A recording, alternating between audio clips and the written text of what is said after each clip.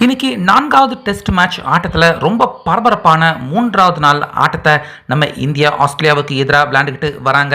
இப்படி இருக்க கடைசி விக்கெட், ஆனால் எடுக்க வேண்டிய தினமும் ஒரே ஒரு ரன் தான் தேவை. அந்த நேரத்தில் நடந்த பரபரப்பான அதிர்ச்சிகரமான சம்பவம் ஒட்டுமொத்த இந்திய கிரிக்கெட் ரசிகர்கள் எல்லாருடைய ஹார்ட் பீட்டையுமே எகிர விட்டு இன்னைக்கு ஆஸ்திரேலியா மண்ணில் நிதிஷ் ரெட்டி ஒரு வரலாற்று சிறப்புமிக்க சரித்திர சம்பவத்தை இன்னைக்கு ஆஸ்திரேலியா மண்ணில் அவர் நிகழ்த்தி காட்டியிருக்காரு. அந்த வகையில் இன்னைக்கு காலையில் ஜடேஜா, ரிஷப் பண்ட் ரெண்டு பேருமே இன்னைக்கு மூன்றாவது நாள் பேட்டிங்கை தொடர்ந்து விளையாட ஆரம்பிச்சாங்க.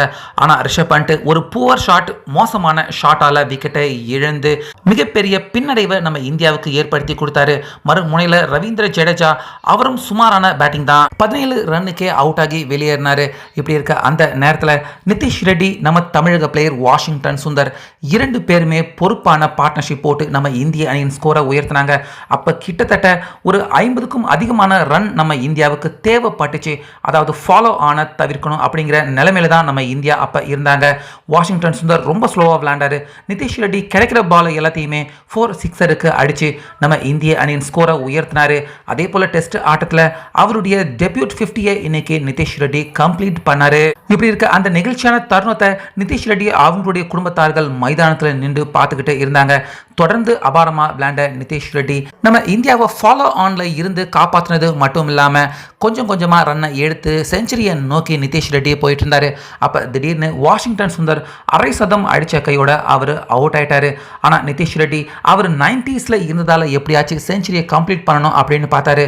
ஆனா அப்ப உள்ள வந்த துணை கேப்டன் ஜஸ்பிரீத் பும்ரா வந்த கையோடைய டக் அவுட் ஆகி வெளியேறினதால கடைசி விக்கெட்டுக்கு நிதிஷ் ரெட்டி 99 ரன்களில் இருந்தார்.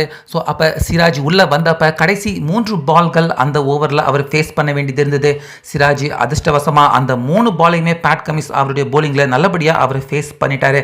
இப்படி இருக்க அடுத்த ஓவருக்கு பேட்டிங் பண்ண நிதிஷ் ரெட்டி எப்படியாவது செஞ்சுரி அடிச்சணும் அப்படின்னு ஒட்டுமொத்த இந்திய நாடே படபடப்போட தான் காத்துக்கிட்டு இருந்தாங்க. ஆனால் ஒரு பவுண்டரி அற்புதமாக அடிச்சு நிதிஷ் ரெட்டி டெஸ்ட் ஆட்டத்தில் அவருடைய டெபியூட் 100 இன்னைக்கு கம்ப்ளீட் பண்ணியிருக்காரு.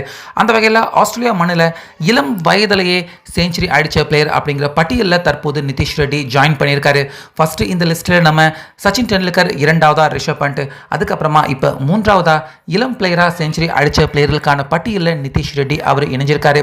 அதை விட மிக முக்கியமாக நம்ம இந்தியாவை ஃபாலோ ஆன்ல இருந்து காப்பாற்றி இந்த டெஸ்ட் மேட்ச் ஆட்டத்தில் நம்ம இந்தியாவுக்கு நல்ல லீடையும் தற்போது எடுத்து கொடுத்துருக்காரு. அந்த வகையில் நிச்சயமாக நிதிஷ் ரெட்டி நம்ம இந்திய அணியின் ஃபியூச்சர் கிரிக்கெட் அவர் அப்படின்னே சொல்லலாம். இதை பற்றி உங்கள் கருத்தை சொல்லுங்கள்.